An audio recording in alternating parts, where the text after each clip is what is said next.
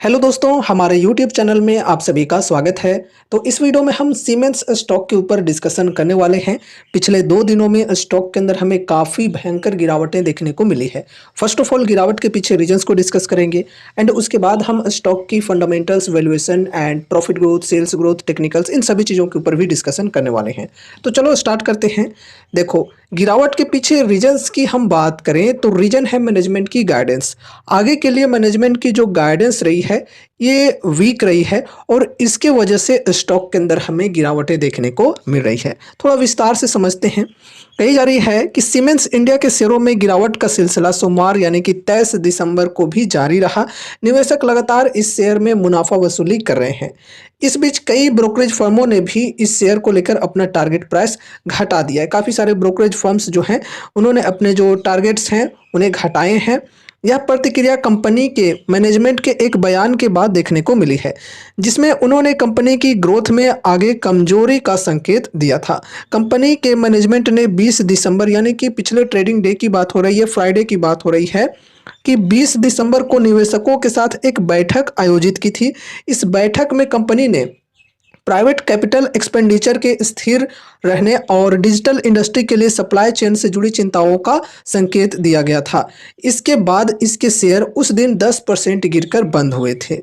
ठीक है, तो मैनेजमेंट के द्वारा वीक गाइडेंस आई थी आगे के लिए और इसके वजह से स्टॉक के अंदर हमें काफ़ी ज़्यादा गिरावटें देखने को मिली हैं।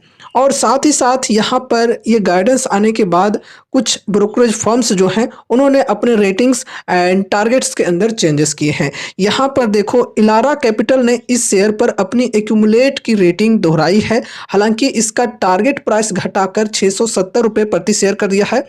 यहाँ पर थोड़ी सी टाइपिंग मिस्टेक हो गई होगी। वहीं नुवामा इंस्टीट्यूशनल इक्विटीज़ ने इस शेयर की रेटिंग घटाकर होल्ड कर दी है और इसका टारगेट प्राइस 8350 रुपये से घटाकर 7000 रुपये प्रति शेयर कर दिया है। तो इस प्रकार के रेटिंग्स एंड टारगेट्स दिए गए हैं अलग अलग ब्रोकर्स के द्वारा। अब देखो, यहाँ पर टेक्निकल्स के अंदर थोड़ा सा समझते हैं। देखो दोस्तों, फ्राइडे के दिन इस स्टॉक में काफ़ी बड़ी रेड कैंडल हमें देखने को मिली थी। तकरीबन 10% की गिरावट आई थी। रीजन अभी हमने डिस्कस किया कि मैनेजमेंट के द्वारा आगे को लेकर काफ़ी वीक गाइडेंस आई है, तो उसका इम्पैक्ट हमें देखने को मिला।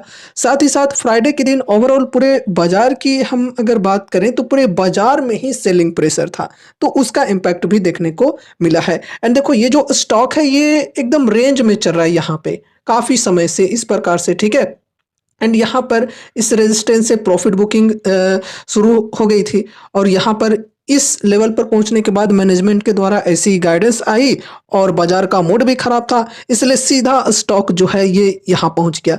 एंड आज जो है, आज भी गिरावटें चल रही है तकरीबन 1% की और आज स्टॉक ने इस सपोर्ट के लेवल को जो कि 6665 की है, इस लेवल को टच भी कर दिया है। ठीक है, हालांकि यहाँ से बाइंग भी हमें देखने को मिल रही है, रिकवरी भी देखने को मिल रही है हल्की फुल्की।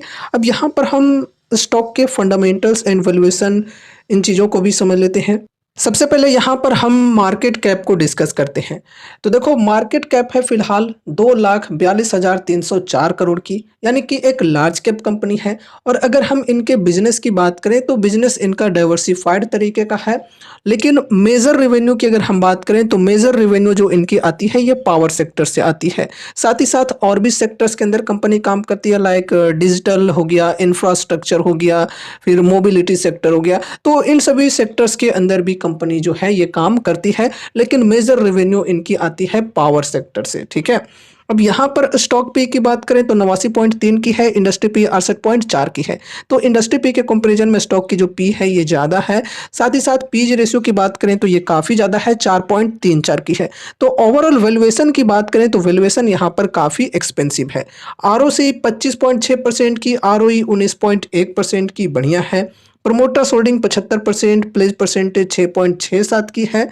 तो यहाँ पर देखो, प्रमोटर्स के जो होल्डिंग है ये इतने परसेंट गिरवी रखे हुए हैं, तो डेफिनेटली ये एक नेगेटिव पॉइंट होती है और इसलिए आपको रेगुलर ट्रैक करते रहना होगा कि जो प्लेज परसेंटेज है ये बढ़ रहे हैं या फिर घट रहे हैं। एंड उसके बाद करेंट प्राइस की बात करें तो 6804 रुपए की है, 52 वीक हाई 8130 की और लो है 3945 की। बुक वैल्यू 431 रुपए की, डेप्ट है 279 करोड़ की और डेप्ट इक्विटी 0.02 की। और डेप्ट के कंपैरिजन में फ्री कैश की बात करें तो फ्री कैश कंपनी के पास बहुत ही बढ़िया है, 1567 करोड़ की फ्री कैश है कंपनी के पास। तो कंपनी जब चाहे तब अपने फ्री कैश के माध्यम से इजिली अपने डेप्ट से छुटकारा पा सकती है। फिर डिविडेंड यील्ड की बात करें तो 0.15% फेस वैल्यू 2 रुपए की और ईपीएस है 76.3 रुपए की। ओवरऑल फंडामेंटल रेशियोज की बात करें तो बढ़िया है, वैल्यूएशन यहाँ पर फिलहाल एक्सपेंसिव है। फिर यहाँ पर हम प्रॉफिट एंड लॉस स्टेटमेंट की बात करें तो बढ़िया कंसिस्टेंसी है, सेल्स के अंदर देख सकते हो 16,138 करोड़, 19,554 करोड़, फिर यहाँ पर 22,240 करोड़। चलो ठीक है। उसी प्रकार से प्रॉफिट्स के अंदर भी हमें कंसिस्टेंसी देखने को मिल रही है, 1543 करोड़, 1962 करोड़ और फिर 2718 करोड़। चलो ठीक है। एंड उसके बाद यहाँ पर हम compounded sales growth and profit growth को डिस्कस करते हैं। अगर हम सेल्स ग्रोथ की बात करें तो थोड़ी सी यहाँ पर फ्लक्चुएशंस है। यहाँ पर देखो पास्ट 10 ईयर्स में 8%, पास्ट 5 ईयर्स में 11%, 3 ईयर्स में 19% एंड टीटीएम में 14%। लेकिन यहाँ पर अगर हम कंपाउंडेड प्रॉफिट ग्रोथ की बात करें तो यहाँ पर काफ़ी शानदार कंसिस्टेंसी देखने को मिल रही है, बढ़िया ग्रोथ है, डबल डिजिट्स के साथ है और 20% से प्लस की ग्रोथ हमें देखने को मिल रही है हर टाइम फ्रेम के अंदर। ठीक है, चलो बढ़िया है।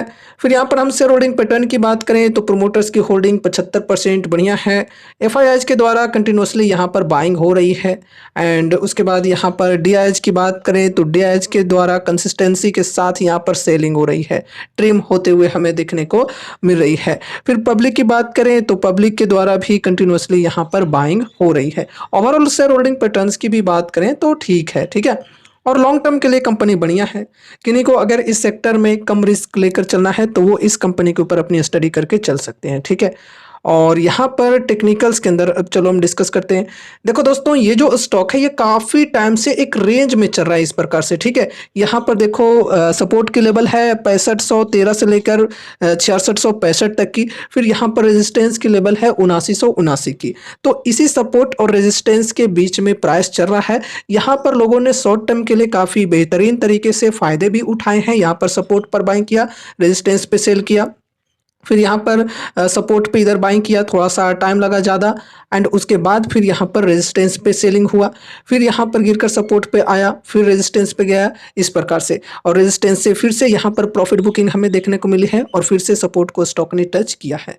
ठीक है, और सपोर्ट को टच करने के बाद यहाँ पर रिकवरी भी हमें देखने को मिल रही है। और फिलहाल आज ही की बात करें तो आज देखो यहाँ पर सपोर्ट को टच तो किया है स्टॉक ने, लेकिन फिर यहाँ से देखो स्टॉक के अंदर रिकवरी भी हमें देखने को मिल रही है।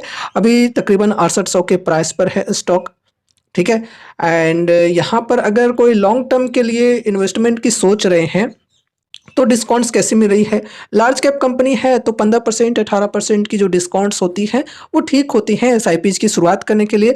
और अगर हम 52 वीक हाई के लेवल से करेंट प्राइस जो कि 6800 के अप्रोक्स है यहाँ तक की बात करें तो 15-16% की डिस्काउंट्स मिल रही है। साथ ही साथ ये जो 6665 की सपोर्ट है यहाँ तक की अगर हम बात करें तो तकरीबन 18-19% की डिस्काउंट यहाँ पर मिल जाती है। तो डिस्काउंट्स की जहाँ तक की बात करें तो डिस्काउंट्स बढ़िया मिल रही है।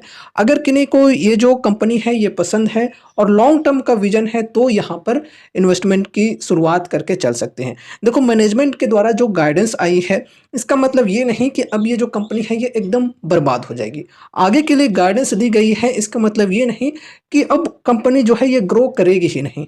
ठीक है, इन चीज़ों को समझकर चलना है। ऐसे जो गाइडेंस आते हैं और ये गाइडेंस की वजह से अगर शॉर्ट टर्म में हमें स्टॉक्स में करेक्शंस देखने को मिलते हैं तो वो हमारे लिए अपॉर्चुनिटीज बनकर आते हैं ऐसे फंडामेंटली स्ट्रॉन्ग स्टॉक्स को डिस्काउंटेड रेट्स पर बाइंग करने का। और जैसा कि यहाँ पर आप लोग देख सकते हो इस लेवल से बाइंग भी हल्की फुल्की हुई है। ठीक है, अब देखो दोस्तों, अगर यहाँ पर किसी ने लो के लेवल पर खरीद रखा है लेकिन मैनेजमेंट के द्वारा ऐसी गाइडेंस आई है तो क्या बेचकर निकल जाना चाहिए। तो देखो पहले आपको ये खुद से सोचना है कि आपका विजन कैसा है। मतलब अगर लॉन्ग टर्म का विजन है तो फिर आप होल्ड कर सकते हो, लेकिन शॉर्ट टर्म का विजन था तो फिर यहीं पर आपको प्रॉफिट बुकिंग करके निकलना चाहिए था। ठीक है, तो इन चीज़ों को पहले समझना है। और देखो अगर आपको अब कंपनी के ऊपर भरोसा नहीं लग रहा है लेकिन अगर अभी ओवरऑल आप प्रॉफिट में हो तो फिर आप चाहो तो निकल सकते हो। फिर तीसरी चीज़ ये भी हो सकती है कि हो सकता है कि आपने यहाँ पर हाई के लेवल्स पर बाइंग किया होगा। ठीक है, और अब गिरावट आने के बाद स्टॉक में काफ़ी लॉसेज हो रहे होंगे, तो फिर आप क्या कर सकते हो? तो देखो, यहाँ पर अगर आपने ज़्यादा अमाउंट्स नहीं लगाए हैं इधर हाई के लेवल्स पे, तो फिर आप इधर यहाँ पर ऐड ऑन करके चल सकते हो, एक्यूमुलेट करके चल सकते हो। लेकिन हाँ, ये ध्यान में रखकर चलना कि ऐसा ना हो कि अपनी पूरी जमा पूंजी लगा दिए यहाँ पर एक्यूमुलेट करने के चक्कर में, ठीक है? तो इन चीज़ों को भी समझना है। बाकी लॉन्ग टर्म के लिए कंपनी बढ़िया है। तो दोस्तों, ये रही हमारी आज की वीडियो सीमेंस स्टॉक से रिलेटेड। अब एक बहुत ही ज़रूरी बात कि यहाँ पर हमने जो भी चीज़ों को डिस्कस किया है वो सिर्फ और सिर्फ एजुकेशनल पर्पज से किया है। तो इसलिए इस वीडियो को देखने के बाद अगर आपको कुछ भी इंटरेस्ट लगता है तो फिर आपको अपने तरफ से भी कुछ स्टडी एंड एनालिसिस करनी है। साथ ही साथ अगर आपके फाइनेंशियल एडवाइजर्स हैं तो उनसे एक बार कंसल्ट जरूर से करना है कोई भी डिसीजंस लेने से पहले, क्योंकि यहाँ पर आप सभी को कोई भी कॉल टिप या रिकमेंडेशंस नहीं दी जाते हैं, ठीक है? और उम्मीद है कि इस वीडियो के माध्यम से आपको कुछ यूजफुल इन्फॉर्मेशंस मिलेंगे, तो वीडियो को लाइक करके चैनल को सब्सक्राइब भी कर देना। तो मिलते हैं अगले नए वीडियोज़ के साथ, तब तक के लिए बाय बाय।